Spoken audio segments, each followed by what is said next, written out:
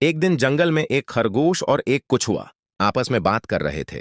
खरगोश को अपने तेज दौड़ने पर बहुत गुरूर था। वो हर जानवर को हकीर समझता था। एक दिन उसने कछुए से मजाक में कहा, ए कछुए, तू तो बहुत सस्त है, तुझसे तो मैं दर्जनों मैल आगे निकल जाऊं। कछुआ मुस्कुरा कर बोला, गुरूर न कर, मेहनत और सब्र से हर काम मुमकिन है। अगर तू चाहे तो हम दोनों दौड़ का मुकाबला कर लेते हैं। खरगोश हंसा और फौरन मान गया। दौड़ शुरू हुई। शुरू में खरगोश बहुत तेजी से भागा। कछुआ आहिस्ता आहिस्ता मगर मुस्तकिल कदमों से चलता रहा। खरगोश ने देखा कि कछुआ बहुत पीछे है, तो उसने कहा,